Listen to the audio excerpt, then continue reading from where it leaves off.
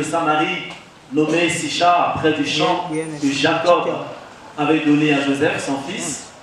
Là se trouvait le puits de Jacob. Jésus, fatigué du voyage, était assis au bord du puits. C'était environ la 6e heure. Une femme de Samarie vint puiser de l'eau. Jésus lui dit, donne-moi à boire. Car ses disciples étaient allés à la ville pour acheter des vivres.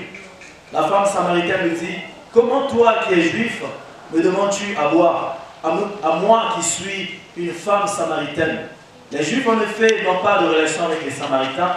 Jésus lui répondit, si tu connaissais le don de Dieu et qui est celui qui te dit, donne-moi à boire, tu lui aurais toi-même demandé à boire. Il t'aurait donné de l'eau vive. Seigneur, lui dit la femme, tu n'as rien pour puiser et le puits est profond. D'où aurais-tu donc cette eau vive? Es-tu plus grand que notre père Jacob, qui nous a donné ce puits et qu'on a bu lui-même, ainsi que ses fils et ses troupeaux? Jésus lui répondit, quiconque boit de cette eau aura encore soif. Mais celui qui boira de l'eau que je lui donnerai n'aura jamais soif. Et l'eau que je lui donnerai deviendra en lui une source d'eau qui jaillira jusqu'à la vie éternelle. La femme lui dit, Seigneur, donne-moi cette eau, afin que je n'aie plus soif et que je ne vienne plus puiser ici. Va, lui dit Jésus, appelle ton mari et viens ici. La femme répondit, je n'ai point de mari. Jésus lui dit, tu en as eu raison de dire, je n'ai, car tu as eu 5 maris, et celui que tu as maintenant, que ton mari en cela, tu as dit, vrai. Seigneur, lui dit la femme, je vois que tu es prophète. Nos pères ont adoré sur cette montagne, et vous dites, vous, que le lieu où il faut adorer est à Jérusalem. Femme, lui dit Jésus, crois-moi, l'heure vient où ce ne sera ni sur cette montagne, ni à Jérusalem que vous adorerez le Père. Vous adorez ce que vous ne connaissez pas. Nous, nous adorons ce que nous connaissons, car le salut vient des Juifs. Mais l'heure vient, et elle est déjà venue, où les vrais adorateurs adoreront le Père en esprit et en vérité. Car ce sont là les adorateurs que le Père demande. Dieu est esprit, et il faut que ceux qui l'adorent, l'adorent en esprit et en vérité. La femme lui dit, je sais que le Messie doit venir, celui qu'on appelle Christ, quand il sera venu, il nous annoncera toutes choses. Jésus lui dit, je le suis, moi qui te parle. Là-dessus arrivèrent ses disciples, qui furent étonnés de ce qu'il parlait avec une femme. Toutefois, aucun ne dit, que demandes-tu ou de quoi parles-tu avec elle? Alors la femme, ayant laissé sa cruche, s'en alla dans la ville et dit aux gens, venez voir un homme qui m'a dit tout ce que j'ai fait. Ne serait-ce point le Christ? Ils sortirent de la ville et ils vinrent vers lui. Amen. Amen. Acclame pour la parole. Acclame pour la parole.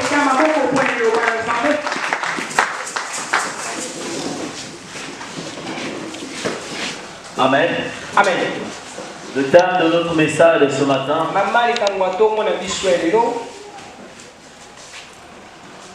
c'est Jésus-Christ, notre repos.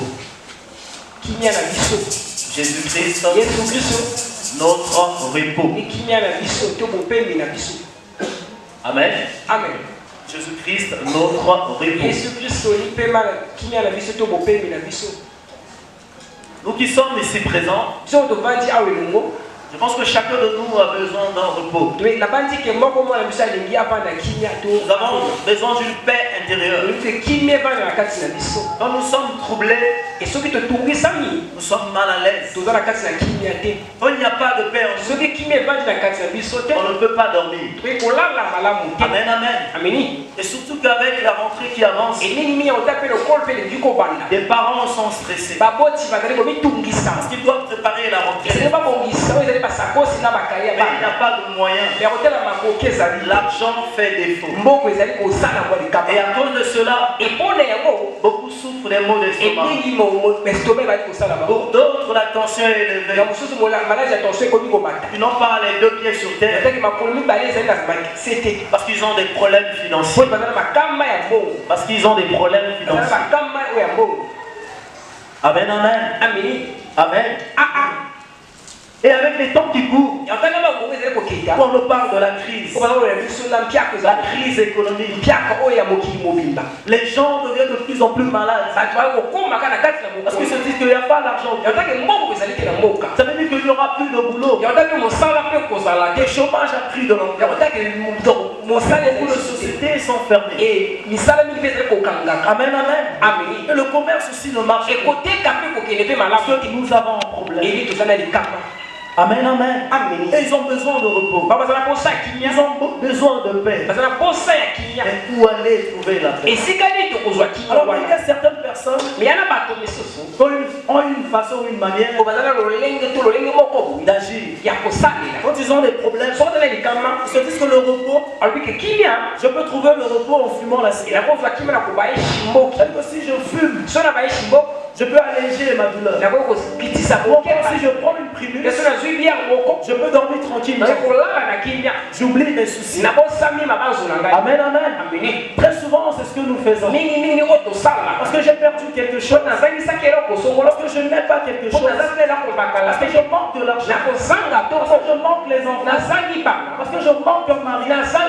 Alors je me dis, je dois trouver la solution à la cigarette.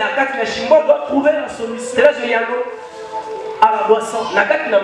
Et je veux dire à quelqu'un, la solution n'est pas dans toutes ces choses. La solution est en une personne. Et cette personne s'appelle Jésus-Christ de Nazareth. Jésus-Christ de Nazareth est la solution. J'aime bien cette parole. Parce que chaque fois que je prêche, je parle de ce message. C'est dans Matthieu 11. Verset 30. On nous dit ceci. Venez à moi, tous qui êtes fatigués, chargés, je vous donnerai du repos. Venez à moi, toi qui es chargé, je vous donnerai du repos. Car mon joug est léger. Mon joug est léger. Amen, amen. Qui dit cette parole? Ce n'est pas ton père, ce n'est pas ta mère, c'est Jésus-Christ de Nazareth, créateur de l'univers et de la terre. Il te dit avance. J'ai besoin de toi. Viens avec tes problèmes. Et je te donnerai du repos. Car mon joug est léger. Très souvent, comment nous agissons? Nous venons au Seigneur avec nos fardeaux. Nous venons, c'est vrai que nous venons. Au lieu de déposer nos fardeaux, on ne dépose pas les fardeaux. Tu viens au Seigneur, au lieu de déposer tes soucis, mais tu es encore attaché à tes soucis. Et c'est ainsi, nous continuons à être troublés. Amen, mon frère. Je le répète encore. Ce n'est pas un homme qui a dit. Viens avec tes problèmes. Mais c'est Jésus-Christ de Nazareth. Tu es dans les problèmes. Mais si tu peux être connecté de cette chose, sache que Dieu peut agir ce matin. Dieu peut te faire du bien. Reste tout simplement connecté à cette parole. Et tu verras la même puissance de Jésus. Amen. Alors Dieu dit viens avec tes problèmes. Dépose tes problèmes. Dépose tes problèmes. Tu as des problèmes. Je te demande de les déposer. Tu as des soucis financiers. Je te demande de les déposer. Et moi je te donnerai mon chou. Car mon chou est léger. Le Seigneur veut te rendre léger. Il veut te donner la paix. Il veut te donner le repos. Il te demande tout simplement de venir à lui. Amen, amen. C'est l'une des choses que le Seigneur est venu faire ici. Le Seigneur n'était pas venu ici sur terre pour autre chose. Il était venu pour te donner du repos. Amen, amen. C'est la raison par laquelle il a été cloué sous la croix afin de prendre ta maladie, de prendre tes difficultés, de prendre tes problèmes et de clouer à la croix. Amen, amen. Amen. Amen. Donc Jésus-Christ est la seule personne. Jésus-Christ est la seule personne qui peut donner la paix, qui peut donner le repos à nos âmes. Amen. Il y a de ces personnes qui se disent je dois effectuer des voyages, je dois aller à Dubaï, je dois aller en Chine pour me reposer, je dois aller par-ci par-là pour me reposer. Non, tu ne trouveras pas le repos. Amen, amen. Il y a de ces gens qui se disent non, je veux que mes enfants grandissent. Quand mes enfants vont grandir, je veux trouver du repos. Non, c'est faux, mon frère. Il y a de ces gens qui se disent je veux grossir mon compte en banque. C'est-à-dire que si je grossis mon compte en banque, j'aurai le repos. Non, faux. Amen, amen. Amen. Combien de personnes ont des comptes en banque? Parce que bon, il va travailler Ils n'ont jamais trouvé le repos. parce que tu Ils n'ont pas de paix. parce que Ils n'arrivent pas à dormir. tu as Il y a ces gens qui effectuent les voyages. il y a pas de Dubaï, Chine, par mais mais il n'y a pas de repos. mais qui ne s'arrête pas? Amen, amen. Amen. Donc nous n'avons pas envié les Et c'est politiques. que tu banques, ça doit Il y a des politiques qui ne dorment même il y pas. en a pas de politique, Il y a des richesses qui ne dorment il y pas. en a pas de ça le mot Ils n'ont pas cette paix que tu as. Ils n'ont pas le repos que tu as. Amen, mon ami. Amen, amen. Amen. Le Seigneur désire. Il désire que tu aies le repos. Regardez notre Dieu. Quand il a créé le monde, le premier jour, il a travaillé. Mardi, il a travaillé. Mercredi, il a travaillé. Le 5e jour, il a travaillé. Le 6e jour, il a travaillé.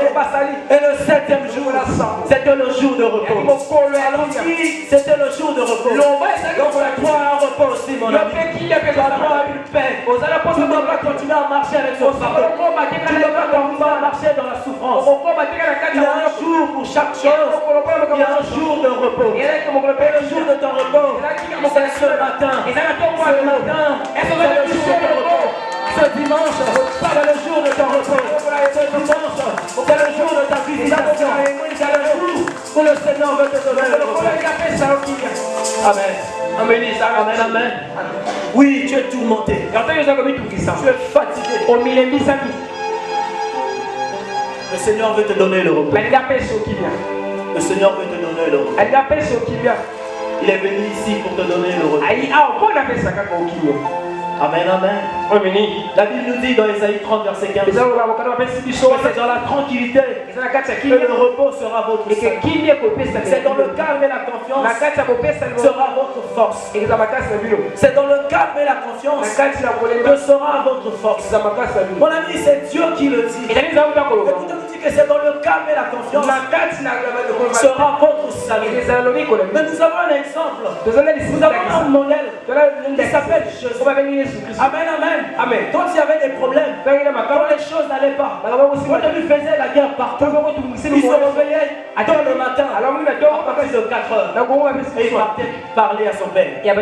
Amen, amen. Quand tu as des problèmes, ce n'est pas en pleurant par-ci par-là, ce n'est pas en relatant tes problèmes à n'importe qui, ce n'est pas aller dire aux gens, regarde, moi j'ai tel problème. L'homme ne peut rien faire si ce n'est se moquer de toi, si ce n'est te critiquer, mon ami. Alors, réveille-toi 4 heures, parle à Jésus. Comme Jésus faisait, il partait à la montagne, parlait de ses soucis, parlait de ses problèmes. Parce qu'on lui faisait la guerre par ses contemporains. Et il se disait, oui, vous me faites la guerre. C'est vrai. Et je sais là où aller déposer. Et il partait se défouler auprès de son père. Amen. Un jour j'étais avec mon frère. Nous étions à la montagne. On priait. Il m'a dit, pasteur, tu sais, chaque fois quand tu as un problème, il ne faut jamais garder pour toi. Il est mieux d'en parler. Parce que quand tu en parles, tu te libères. Amen, mon frère. Regarde, aujourd'hui nous sommes malades. C'est parce qu'on ne sait pas se libérer. Il y a des choses qui rangent. Il y a des soucis qui nous rangent. Qui nous tuent la petite vie. Et on ne sait pas quoi faire. Je veux te dire ce matin, va auprès du Seigneur. Va lui parler de ton problème. Et on donnera la solution. La solution n'est pas un homme, mais la solution c'est Jésus. Amen. La solution c'est Jésus. La solution c'est Jésus. Alors l'histoire que nous venons de lire, on nous parle d'une femme samaritaine qui s'est levée pour aller puiser de l'eau. Elle est sortie chez elle de la maison. Elle s'est dit, je vais puiser de l'eau. Et pendant qu'elle marchait, elle avait un seul but, prendre l'eau et repartir. Et vous savez, à cette époque, quand tu es quelqu'un de mauvaise vie, tu es jeté partout. À l'époque, les femmes avaient l'habitude d'aller puiser de l'eau ensemble. Et l'ongo, le soir ou encore très tôt le matin. Mais elle était toujours seule. Pourquoi? Parce qu'on l'a rejeté. Parce qu'elle avait une mauvaise réputation. Par rapport à son histoire, on pouvait que la rejeter. Donc elle était rejetée. Elle avait sa douleur dans le cœur. Elle avait ses soucis qu'elle avait.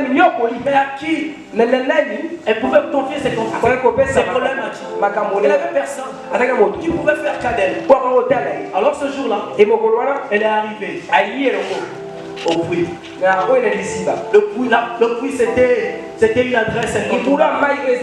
Donc tout le monde devait passer par là. C'est là-bas qu'on prenait l'eau. C'était une adresse incontournable. Donc tous les Samaritains devaient passer par là. Les Samaritains devaient passer par là.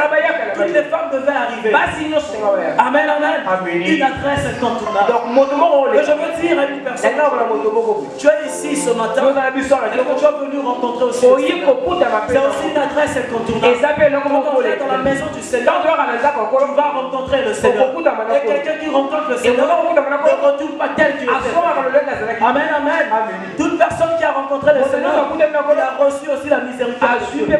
Alors ce matin aussi, tu es venu dans la maison de Père.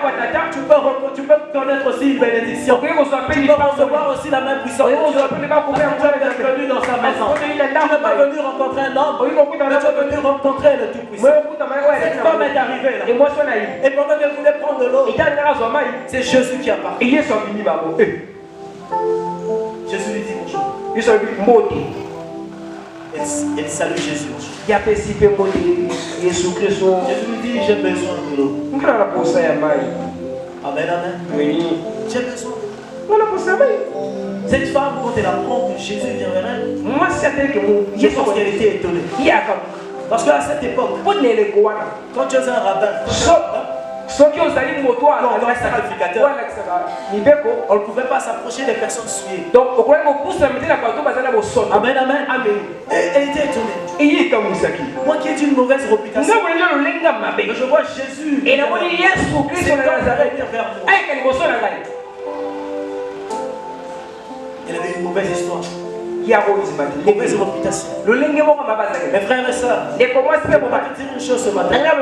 Vous savez, il y a des passés ou encore des histoires qui nous donnent un nom. Amen, amen. Parce que je n'ai pas d'enfant, on m'appelle les combats. Parce que je n'ai pas de travail, on m'appelle chômeur. Parce que je n'ai pas ceci, on me donne un nom. Amen, amen. Des histoires qui nous donnent un nom. Et cette femme, elle avait un mauvais nom. Parce qu'elle n'avait pas de mari. Parce qu'elle vivait dans la débauche. Un mauvais nom dans le quartier. Un mauvais nom dans la vie. Donc, personne ne pouvait s'approcher parce qu'elle a eu un mauvais passé. J'aimerais dire à quelqu'un ce matin, c'est vrai qu'il y a une histoire qui t'a donné un nom. Que cette histoire s'arrête au nom de Jésus. Que ce nom soit supprimé dans le nom de Jésus.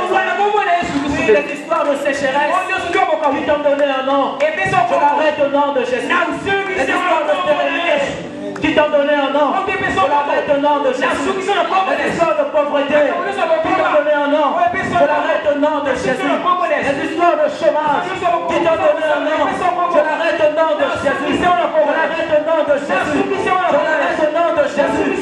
On va commencer une nouvelle histoire avec le Seigneur. Amen. Amen. Jésus parlait avec la femme. La femme lui dit, toi qui es juif, tu me demandes de l'eau. Tu me demandes de l'eau, toi qui es juif. Je peux te donner de l'eau parce que je suis juif. Cette femme a reconnu Jésus. Peut-être par sa voix, par sa façon de marcher. Alors j'aimerais te dire une chose. Toi on te reconnaît par toi. Amen, amen. On te reconnaît par toi. Tu ressembles à quoi? Dans ton quartier tu ressembles à qui? Tu ressembles à qui? Amen, amen. Tu te ressembles à qui? Quelle est ton identité dans le quartier? Quelle est ton identité? Si Jésus facilement là, on peut te reconnaître. Maintenant on te reconnaît. Comment? Parce que tu es une personne qui crée des querelles. Une personne qui sait parler. Une personne qui vit dans la maison. Une personne qui vit dans le péché. Une personne qui vit dans la déception. Amen. Jésus l'a reconnu. Jésus qui est notre maître. Jésus qui a pu se sortir. Parce qu'il le reconnaît. Parce qu'il était Jésus. Parce qu'il était vérité. image que tu donnes? Amen. Amen. Quelle image que tu donnes? Quelle image que tu donnes? Tu ressembles à qui? Tu ressembles à qui? Tu ressembles à qui? Est-ce que tu es véritablement fils? Est-ce que tu es véritablement fils? Est-ce que tu es véritablement disciple du Seigneur? Si tu es réellement son disciple, tu dois le ressembler. Partout où tu passes, on doit reconnaître que tu es un chrétien. Que là où tu travailles, on doit reconnaître que celui-ci c'est un chrétien. Là où tu fais ton commerce, on doit reconnaître que tu es un commerçant, mais tu es aussi chrétien. Amen, amen. Amen, amen. Nous devons avoir l'image de Jésus. Parce que c'est lui notre Seigneur. C'est lui notre maître. Quand Dieu te donne la vie, toi aussi tu dois donner la vie. Les personnes qui sont moquées d'elle, elle est partie. Elle a parlé de Jésus. Elle a porté la vie. Elle est devenue une source de bénédiction. Que tu sois une source de bénédiction. Que tu sois une source de bénédiction. Dans ta famille, dans cette église, dans la chapelle, partout où tu partiras, tu seras une source de bénédiction. Une source de bénédiction. Dans le nom de Jésus. Dans le nom de Jésus. Afin de rencontrer un homme. Afin de rencontrer un homme. Amen, amen. La cruche de l'impudicité doit rester. La cruche de la malédiction doit rester. La cruche de la malédiction doit rester. La cruche de la stérilité doit rester. La cruche du chômage doit rester. Dans le nom de Jésus.